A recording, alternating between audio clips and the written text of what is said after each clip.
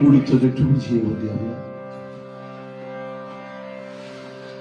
খেয়াল কর, প্রথমে কি বলা হলো? জয় জয় শ্রী গুরু।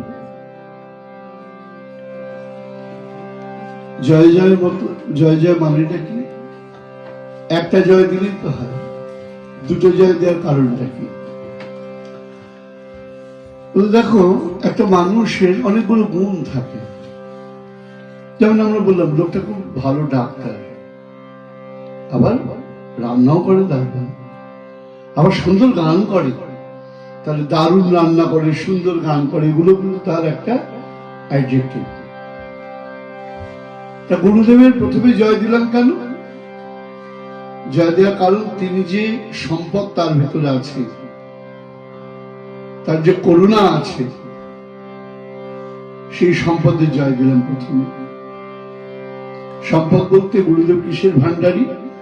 যেমন আমরা কলেজে প্রফেসরের কাছে যাই জ্ঞান সংগ্রহের জন্য, নলেজ অ্যাচিভ করবার জন্য, ঠিক তেমনি গুরুদেবের কাছে যাই আমাদের ভাবনার যে অন্ধকার সেটা দূর করবার জন্য।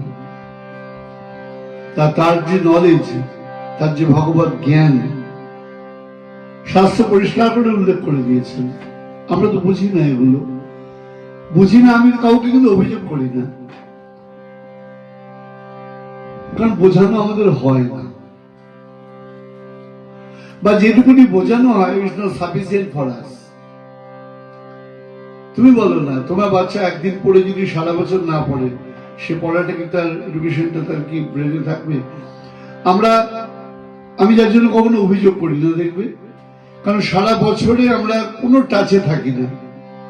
একদিন কোনদিন মন্দিরে গেলাম, একটু কথা শুনলাম, সেখানে কথা শোনার থেকে আমাদের গুরুত্ব থেকে সকলের সঙ্গে কতক্ষণ করবো, মেলামেশা করবো, হই হই করবো, সবাই একটু খাওয়া দাওয়া করবো, মূল লক্ষ্যটা হারিয়ে যায়। স্কুলে গিয়ে যদি আমি মনে করি পড়াশোনা না করে বন্ধু বান্ধবের সঙ্গে কথা বলবো, তাহলে যেমন সেই স্কুলে যাওয়াটা বা এই কলেজে যাওয়াটা মিনিংলেস হয়ে যায়, আমাদের অনেকটা তাই হয়ে যায়।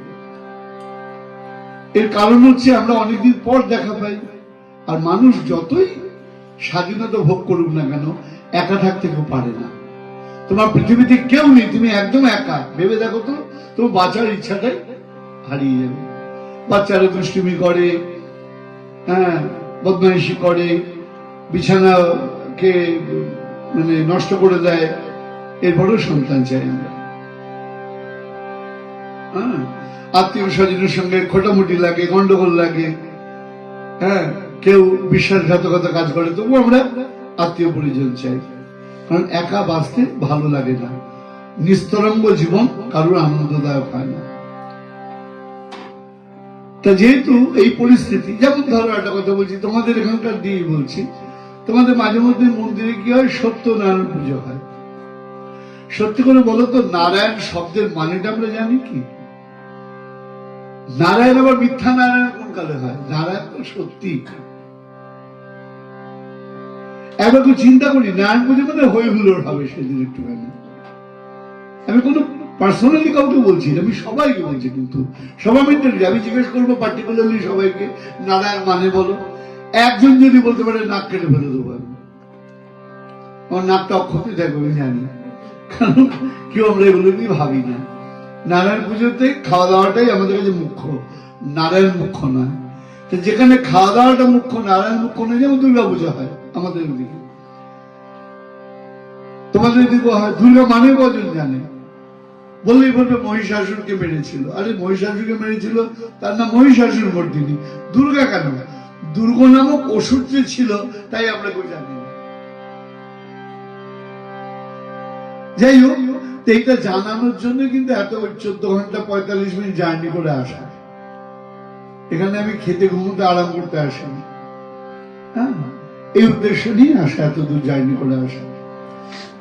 তা এই উদ্দেশ্যে বসা, যে আসবে, যখন আসবে, যজন আসবে, আমার তাতে কোনো অসুবিধা নেই। আমরা যে কজন থাকবো, আমরা সে কজনই যেন এটা নিচ হতে পারি। তাহলে নারায়ণকে, নার শব্দের অর্থ জল, আবার নার শব্দের অর্থ জীব, আয়ন শব্দের অর্থ হল আশ্রয়। নিখিল ব্রহ্মাণ্ডের যত জীব, কালকেও বলছিলাম, এটা আমাদের সনাতন ধর্মের বৈশিষ্ট্য। আমাদের বলা হয়নি হিন্দুর ঈশ্বর, বলা হয়নি god of Muslim, god of Hindu, god of খ্রিস্টান, গড অফ ইউনিভার্স, সকল বিশ্বের তিনি প্রভু। গড বলতে কি বোঝায়? জিওডি গড, তাই তো? আমরা বলি ব্রহ্মা বিষ্ণু মহেশ। গডের মধ্যে কি আছে? জেনারেটিং। জেনারেটিং মানে যে পাওয়ারটাকে জেনারেট করে, উৎপন্ন করে। তা ব্রহ্মার কাজ করে, ওতে অর্গানাইজড। শুধু পাওয়ার জেনারেট করলে হবে না, পাওয়ারটাকে ইউজ করতে হবে, অর্গানাইজ করতে হবে। সেটা করেন বিষ্ণুর কাজ পালন করা। আবার ডিতে ডেস্ট্রয়ার, আমাদের খারাপ জিনিস যেগুলো আছে, প্রথমবার বলেছিলাম, মনে আছে কিনা জানি না, ব্যাড এলিমেন্টস যেগুলো আছে, খারাপ ভাবনা যেগুলো আছে, সেগুলো তিনি সুন্দরভাবে, যেমন ডাক্তার আমাদের সুন্দরভাবে অপারেট করে আমাদের ভেতরে যে ব্যাড এলিমেন্টস আছে সেগুলোকে শরীর থেকে বিচ্ছিন্ন করে দেন।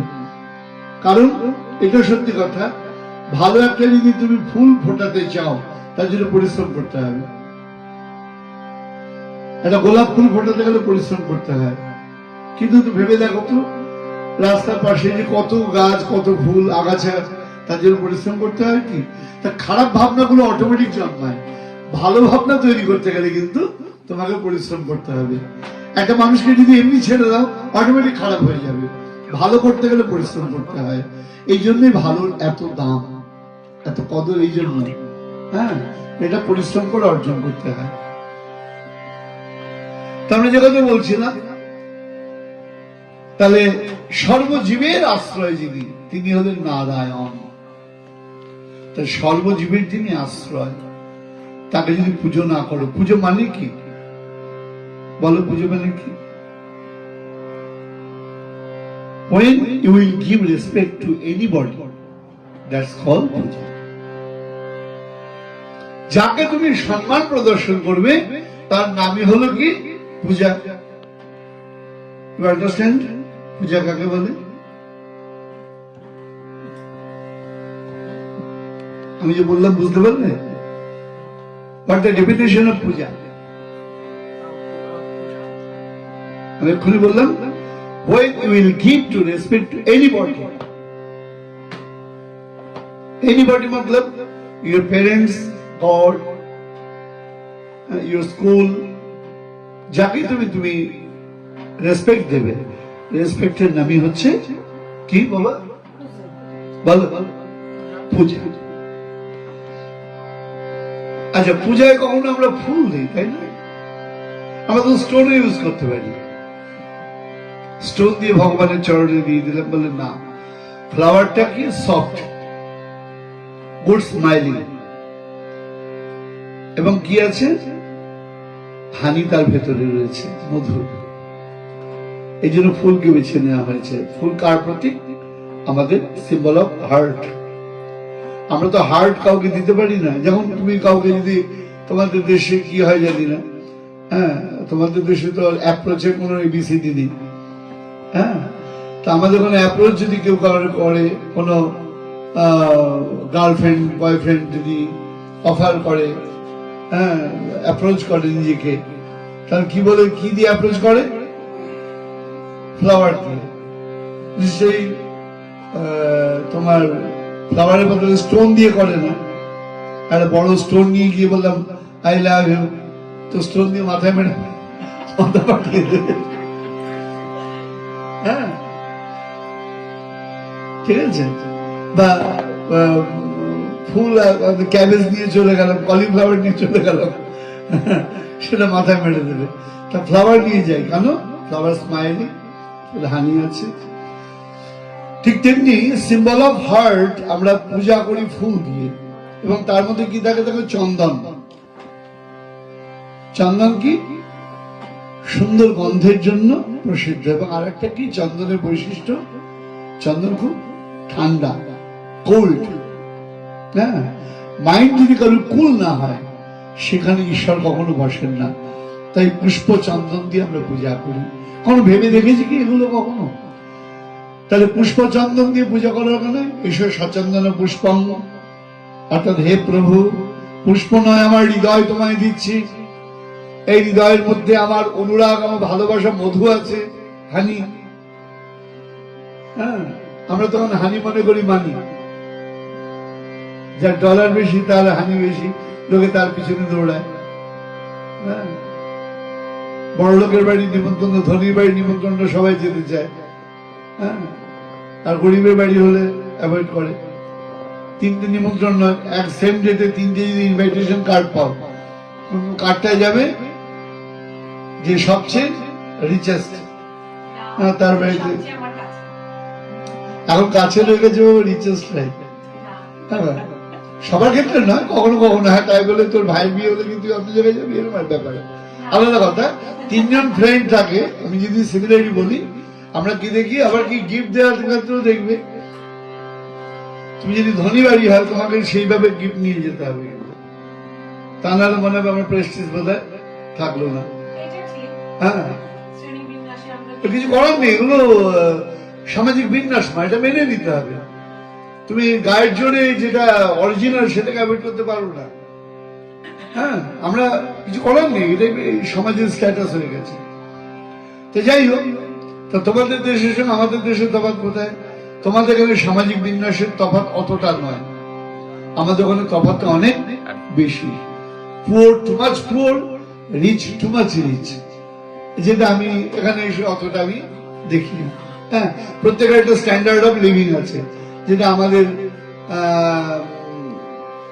এশিয়া মহাদেশের যে দেশগুলো রয়েছে তার মধ্যে স্ট্যান্ডার্ড অফ লিভিং, বিশেষ করে আমাদের যেটা কি বলবো দক্ষিণ পূর্ব এশিয়া। আমি এখানে দুবাইকে টানছি না, আবুধাবিকে টানছি না, কারণ তারা অলমোস্ট অনেক গেইন করেছে বাই ওয়াই, আলাদা কথা।